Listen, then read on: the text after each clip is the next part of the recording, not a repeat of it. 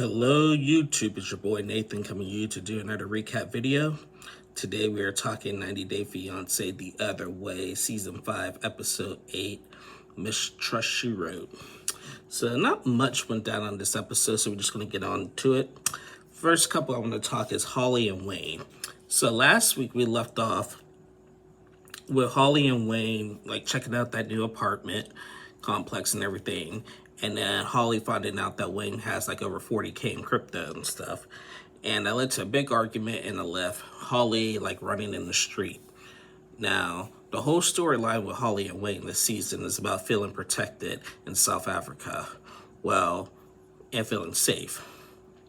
Neither one of Holly did not show signs of safety when she decided to go out run barefoot in the street just to get away from Wayne.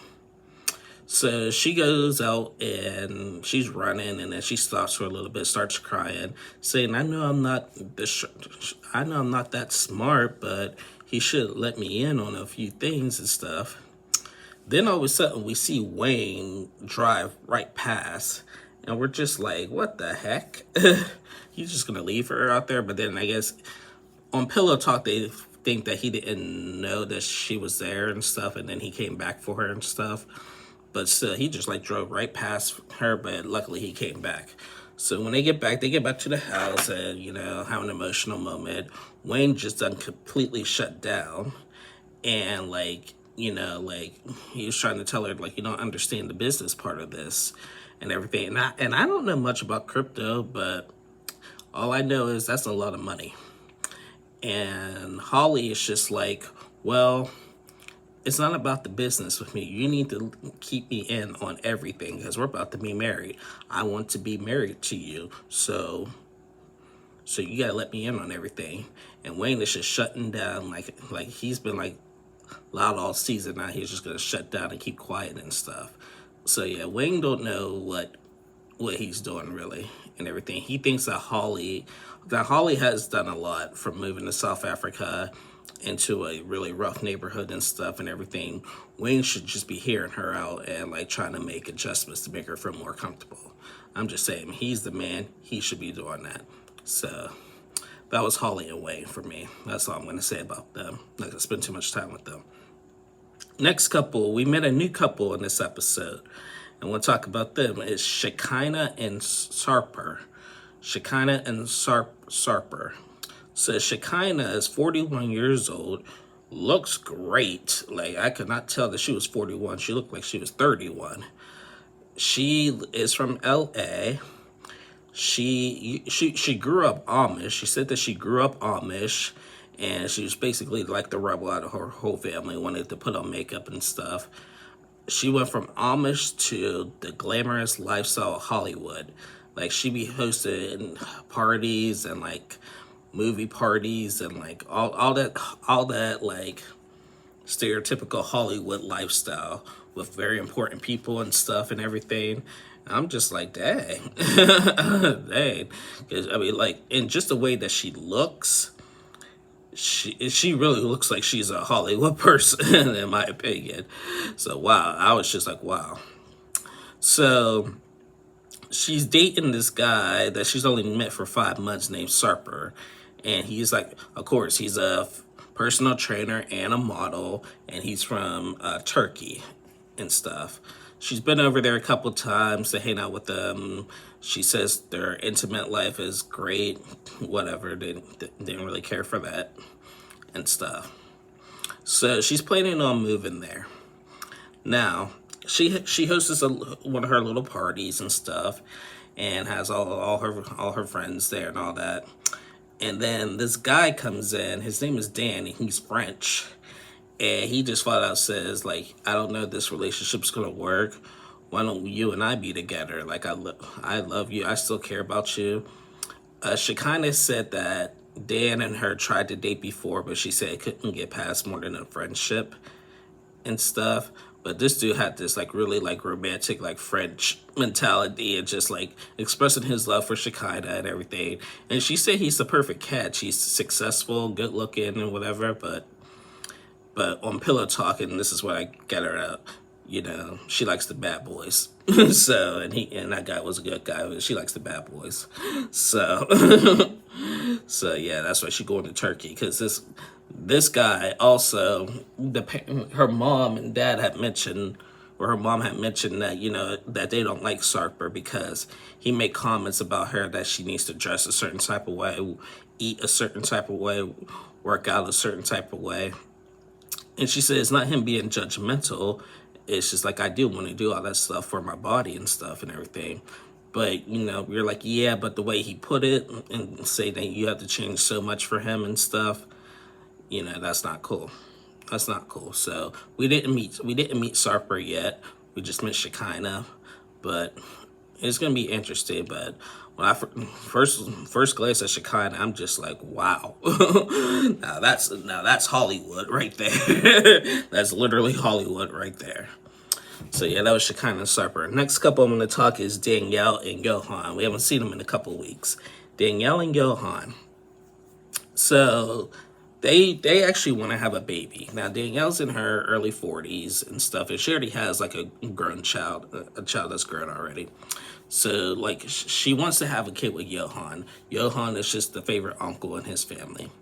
So they go to this IV clinic, and they went to it like when we first met Danielle and Johan on Love in Paradise. And they said that Danielle can get pregnant. The way that they can have a baby is that they, like, I think, use some eggs and find somebody that resembles both one of them. Either somebody that looks like Johan, tall, dark and handsome, or somebody like Danielle, short, really short, blonde, curly hair and stuff and everything. And they said that things like go right and they find a person on the first try, it's gonna cost $11,000, $11,500 basically. Now, obviously, Danielle don't have that money. Johan definitely don't have that money, and so they have to discuss that. So after they leave the clinic, they get in the car and they discuss it, and then they just start discussing like the needs of a baby. The needs of a baby is love, Pampers, diapers, love, Pampers, diapers, bottles, formula, shelter. That's what a baby needs. That's the basic baby needs, and clothes, of course. Danielle and excuse me.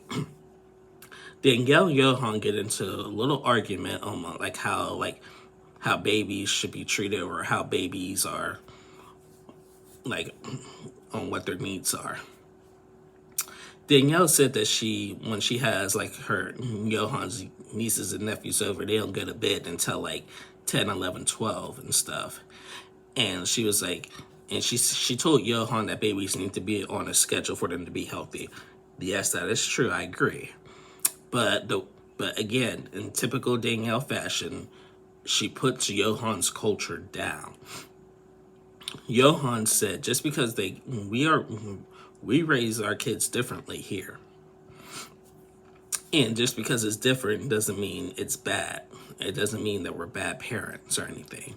We just raise our kids differently here. And then there you go again, just thinking you're better than everybody again. And I agree with Johan. Again, they may have, in the DR, they may have it, like how they raise their families and stuff is different how we do it here in the U.S. It doesn't make it bad. It doesn't make it any better. But once again, Danielle's in competition and tries to make it that she's better than everybody and stuff when she's not, and puts him down and stuff. This is why they fight so much. So they had all that discussion, and then she was just over it, and that's where we left off.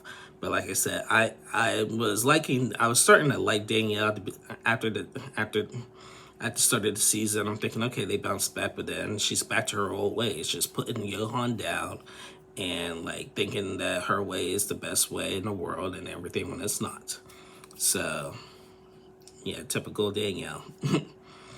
So yeah, that was Danielle and Johan.